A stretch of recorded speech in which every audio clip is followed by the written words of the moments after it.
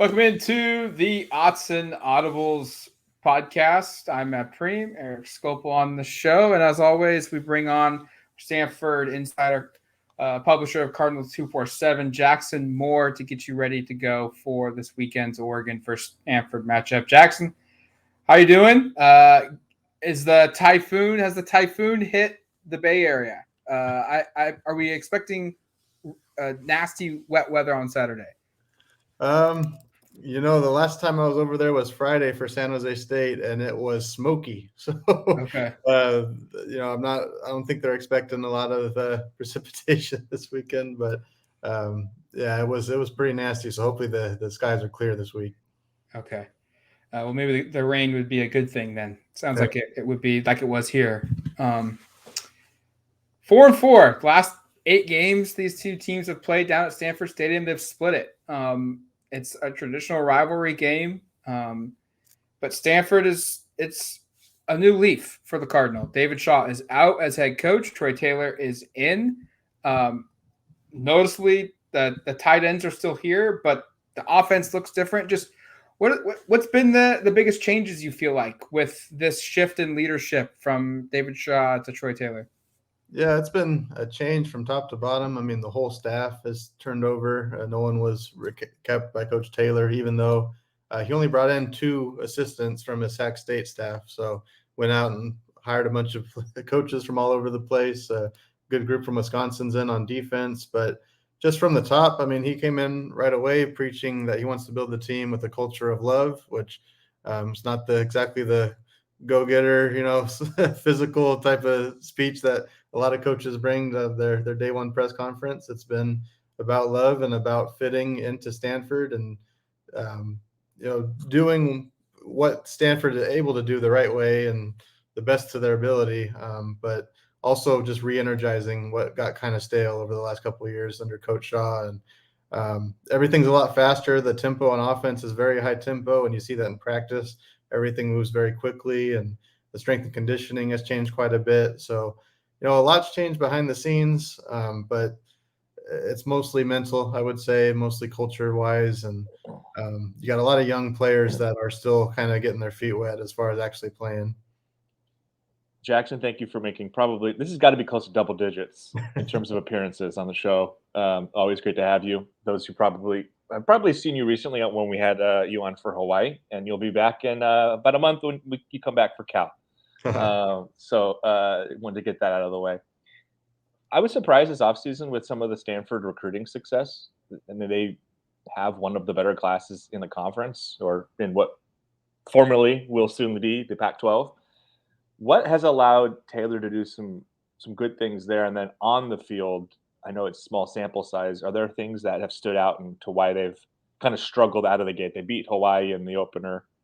Ever since then, it's been kind of tough, including a loss to Taylor's old school. Yeah, on the recruiting side of things, they still are Stanford. They have the high draw for academic, priority type recruits. And I think staff-wise, they went out and they hired a really good recruiting staff that's got a good track record of being successful at smaller schools along the way. And the other part is they know they're not going to be too active in the transfer portal. They know that they're down on scholarships right now. This is not a full 85-man scholarship roster. So, I mean, they're going to go hard for high schoolers and get as many as they can. The class was like close to 30 at one point. So just sheer number-wise, that's going to help them a bit in the rankings. But they do have a lot of 4-stars in that group. And I think they've realized that once they can get recruits to Stanford to visit, they have a high success rate of turning those into commitments. So they hosted a ton of visits over the June, and they hit on a high clip of them. So I think they're doing well there. They're still not quite the top end recruits that were there in the 2010s in the Shaw era, but I think they're going to see some dividends pay off sooner rather than later with this 24 class. And then on the field, I mean, it's been a struggle, of course. Going to USC it was never a game from the get-go. Sacramento State is, as far as FCS schools go, one of the better ones. I mean, I'm not so certain that the talent at Stanford is much better, or even with it being Stanford than a Sac State, I wasn't quite surprised that they lost that game. Probably more surprised they kept it close against Arizona after the Sac State loss. But I think offensively, that Coach Taylor knows what he's doing, but he's got a couple quarterbacks that don't quite fit yet. Ashton Daniels is more of a mobile quarterback. I think he prefers Justin Lamson's style. It's a little more traditional, but Daniels has been more effective. So they've been going back and forth, and they haven't quite figured that out. I think defensively, they're just undermanned at a lot of spots, particularly in the secondary. This is a team that had 16 starters leave from last season. All went to the NFL Draft 5 or to the Power 5 schools via the portal, 11. So, I mean, that's a lot of talent that didn't get replaced through the portal. It's purely by the backups and new freshmen. You look at the schedule.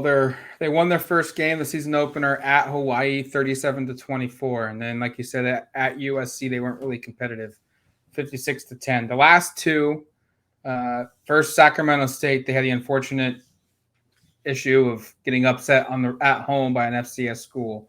Sac State won 30-23, and then Arizona came in last week and won 21-20. But it was probably the best defensive performance we've seen this season from Stanford. The Ducks are on Saturday. Then they have to go to Colorado. They still have to play UCLA, Washington State, Oregon State, and then they end the season with the rivalry games at home versus Cal and then at home versus Notre Dame. With a 1-3 record, knowing what you just talked about with the departures and not being able to replace the talent, man for man, equal. What is defined as a successful season for a Stanford team that's 1-3 right now? Yeah, I think from a fan's perspective, just progress, but it seems like from the coaching staff, I mean, that they are almost treating this season as building for 2024 already. I mean, EJ Smith and Casey Filkins, are two running backs, are like two of the best players on this team. And they had one combined carry last week coming off the Sac State loss. They let true freshman Cedric Irvin handle the ball the most, and he had a pretty solid game. I mean, statistically did pretty well per carry. So I think you're going to see a lot of this season turn into how can we get this team rebuilt as quickly as possible, not right now, but for 24, 25. And I mean, the two of the leading receivers last weekend were both freshmen, or a freshman and a redshirt freshman. So I think, 3 wins would have been online if they could have got Hawaii, got Sac State, and maybe stole one along the way. Maybe Cal. I mean, if they beat Cal, that'll cure a lot of the troubles over the course of the season, just from that fan base's perspective. But I think they're almost in a mode right now where they just want to develop the talent and figure out what they've got and then build around that for next year, when they're going to have a more manageable schedule in the ACC, ironically. That's all turned out. Yeah, we haven't even talked about the ACC move. Maybe we'll have to discuss this in Stanford Cal collectively when we get you on later this month next month with the Cal preview. Back to Stanford though, 2 QBs this season. We've seen them play different parts of the game. We've seen them play different parts of a single drive. What's just kind of the thought process here around the 2 quarterback system that they're using? Are these 2 guys, is one guy significantly better at X and the other one significantly better at Y, and that's why they're splitting? What's the backstory here?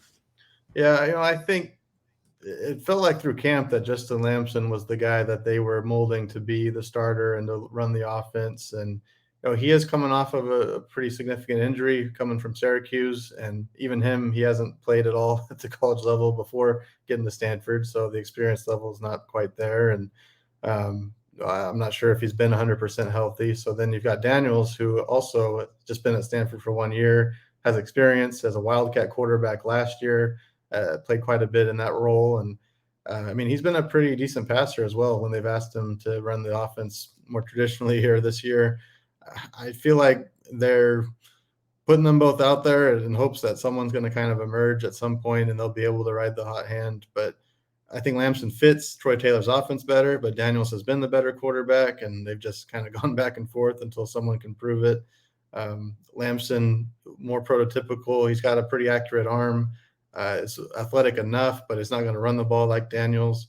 I really like their game plan at Hawaii, where Daniels was on the move a lot, and they haven't really carried that over quite as much. So that's kind of, I think, where you see them both in the same drive come up, where you've got some more designed runs and rollouts for Daniels, and then a more traditional play for Lamson. So it's a strange spot, and they're going to keep going this way until they have a hot hand to go with long term.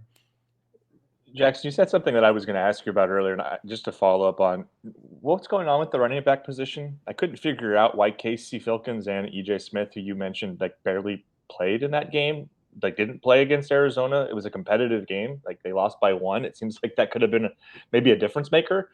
Is there any background on that? Just because I thought that was kind of interesting. And are we expecting them to be available this weekend? Yeah, they should both be available. It's kind of a head scratcher as far as what they'll actually do, though. Just when asked why Irvin played so much and Filkins and Smith did not, he said Irvin, they wanted to see what he could do and that he had earned more playing time. So that's kind of where I'm thinking, if it's week 4 and you've got stars off the lineup and you want to see what your freshman running back can do in a conference game, I mean, this seems more like a long-term play than particularly winning that game, but there could be more behind the scenes. And but I mean, you've got 2 seniors that are, even if they've got eligibility, aren't probably going to be back next year. And so maybe this is kind of the thought process. They play the younger guys, get them ready, and be stronger next year. Yeah, I thought that was so strange. And then I was going to ask you, we talked about a couple of things offensively, but their tight end, Ben Urosic, probably their best offensive player. What makes him so good, and what kind of a threat does he pose to opposing defenses like Oregon's? Yeah, definitely. I mean, he's a 6'4" target. He's athletic. Excuse me. He's pretty fast for his size at 6'4", 240. He's got good hands. He'll go up in traffic with 2 or 3 guys coming after him, and he'll make the catch and take the hit, or you can throw it out to him in space and let him run. They've even tried handing him the ball off a few times and doing some weird things in the backfield. So, I mean, he can pretty much do it all, but at his core, I mean, Urosic is more of a NFL style tight end that just makes a lot of plays in open space, and you can kind of throw it to him on just about any route. So he's a big part of the offense. Sac State somehow kind of took him out after he had a couple of big weeks. So they're kind of getting him back into a rhythm right now. The offensive line historically has always been known to be pretty darn good at Stanford. This year, 4 different starting lineups, 4 different games. Is it injury related? Is it production related? Is it both? What is the makeup of this offensive line? Because through 4 games from the outside, it looks like they're still trying to find answers for what fits, what works. Yeah, a little bit of both. The big injury was Jack Lair, they were expected to start and was banged up in the preseason. So they've kind of shuffled things around as he's gotten healthier. But it's mostly, I mean, this is an offensive line that had 6 players transferred to Power 5 schools last season. Jeez. So that's 4 starters and 2 backups that were deemed Power 5 talents. I mean, at Michigan and at UCF and all over the place. So they've only got 1 starter back at center, and they've trying to plug in a whole bunch of other players. As mentioned earlier, not much action in the portal coming into Stanford. They did bring in 2 Ivy League offensive linemen, and that's about 2 of the highlights of the class, really. Trevor Mayberry's been the one that's filled in at guard for most of the season. And you've got a true freshman in the lineup. You've got a redshirt freshman bouncing around. So it's very much a work in progress.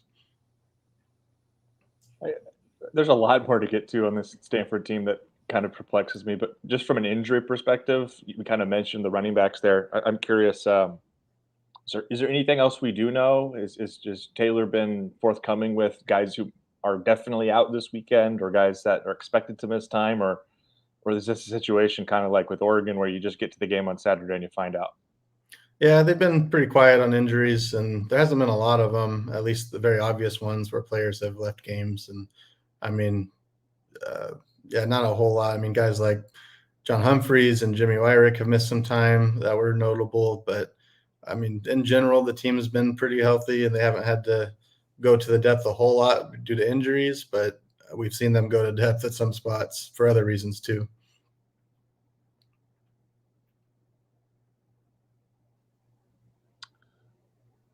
I guess the next point I was going to get to is the defense, since we haven't asked about it. Figured like that might be something to get to. Historically, like Stanford has had some really good defenses, and they've been really good, especially up front in that front seven. What have we seen so far? I know the USC game is like kind of an aberration because that's just an offense that very few teams can cover. But it seems like they've settled in at times, like 20 points, 21 points against Arizona. I would imagine was seen as a kind of a triumph, even though it was in a losing effort. Like, is there optimism about this group? Like, what are the strengths? What are the weaknesses? I guess just what's the overview you kind of can offer for listeners? Yeah, the secondary is kind of the O-line version of Stanford's defense, where they lost all 5 starters, 2 got drafted, 3 went to Power 5 schools in the portal, and they added 0 transfers. And there's no true freshmen in the lineup, so it's all reserves from the previous couple of years. And I think they performed probably better than all that on paper would sound, but it's still a group that's going to be at a disadvantage against the USCs, and that's where there is some optimism. I thought Arizona was one of those schools that would be able to take advantage of that, and they didn't exactly to the extent that the Trojans did by any means. So I think they're playing okay there. Scotty Edwards has probably been the biggest surprise of that group. He'll bounce around from safety to nickel, and they've got Colin Wright and Zarin Manley, who have been playing decently at cornerback, all things considered. This defense is led by Bobby April, who comes from Wisconsin, and they were very, very good at run stopping over there. It's a 3-4 scheme that most Pac-12 schools are going to make them play a 2-4 nickel, and that's probably what they'll be in most of the time on Saturday against Oregon. So they're pretty well versed at outside linebacker. They've got David Bailey, who was a top 50 recruit, who's a sophomore now and is playing very well. A couple of defensive tackles and other outside linebackers that picked up some experience last year and are decent, and a couple of veteran inside linebackers. Gathan Bernadelle at inside backer from FIU was probably the best transfer they got in the portal of this year's class. So ideally in the front 6 and the front 7 is where that they're going to be most effective, and collapsing on the run and creating some pressure, but not quite armed in the secondary to stop some of the high passing attacks that this conference offers. You mentioned Bailey. That's the only name to me that really pops from a name recognition standpoint. Obviously, the transfers have impacted things, but it's early and they haven't played out. But just is this Stanford's? Very good edge rusher, very very good outside linebacker type player. Is he this team's best player? Is this the guy that Oregon absolutely has to lock down, or is that somebody else? Yeah, I'd say it's him. And if I was naming off the top talented players, I think they'd mostly come from that outside linebacker room. I mean, Lance Kennelly, the other starter, has been very solid, and they've got a bunch of 4-star guys in the second team unit. Teva Tafiti, Ernest Cooper were both 4-star guys that were in the same class as Bailey, and they've been pretty active. But Bailey's the guy. I mean, he's the big name, and physically just super impressive. Hasn't played a whole lot of football over his life compared to most that are in that level of being known as a recruit, but is getting the grasp of it, and it's a little more complicated of a scheme this year. But for the most part, when he's in the right place at the right time, he makes impressive plays. So, I mean, he's the one real difference maker this defense has to offer. And I think, as mentioned, Scotty Edwards, the total opposite, barely a 3-star guy, but is doing those types of things for the secondary, where he's making plays as a safety. He's dropping down a nickel. He had a sack and an interception, I believe, in that Hawaii game. So kind of doing it all from the back end there. We almost always end with this question, Jackson, so I'm sure you're ready for it. But 3 keys for Stanford here. What are some things the Cardinal need to do? Sometimes I frame it around winning. Other times I frame it around just being competitive. I guess for starters, is there much confidence at all that, from your side or from the external part, at least, that Stanford could win this game? Or is this one seen as, let's try to have kind of another game like we had against Zona? Yeah, I think so.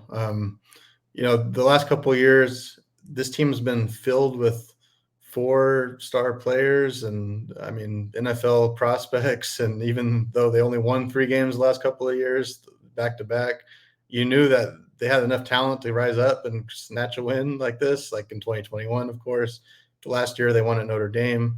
But this team just it's a young team. It's not very experienced. There's a lot of 3-stars out there. And in today's world where the portal is so active and you got players filling in that Stanford has a little bit more access to now, but not a lot. It's hard to see them pulling one off like this. So I think just the biggest key is limiting the big plays on defense, particularly in the passing game. They've got to be able to handle Oregon's wide receivers to a degree to stay competitive. They've got to be able to get some sort of rhythm going on offense against equally good Oregon defense. They've got to be able to, not get dominated at the line of scrimmage and have some semblance again of a rhythm to be able to get some points up. And third, I guess, would be their kicker, Joshua Cardi. He's a guy that scores a lot of points for this team, and he did miss 2 field goals uncharacteristically last week that would have put them over the top against Arizona. So if this team can get past the 40 and put him on the field, they might be able to at least put a dent in the scoreboard 3 points at a time. Jackson, we really appreciate you guys. Are you coming on the show with us to giving us some insight into Stanford? Looking forward to covering this game down in the Bay Area, and hopefully we get treated to an entertaining, exciting football game. I know blowouts are always ugly. That's kind of what's expected. But to Eric's point he made on the podcast last week, I hope this game has some entertainment value in it. Yeah. Well, last time there was Stanford and Oregon at Stanford Stadium, really, I think it was exciting enough for 2 games. And so that is very true. You're right, Jackson. This one does not need to be exciting. We don't need another one. We don't need another 2021. All right, that's going to do it for us here on the Autzen Audibles podcast. Thank you for listening. Make sure to check out Jackson's work on Cardinal247 and also go to duckterritory.com. We'll talk to you later. Talk to you later, folks.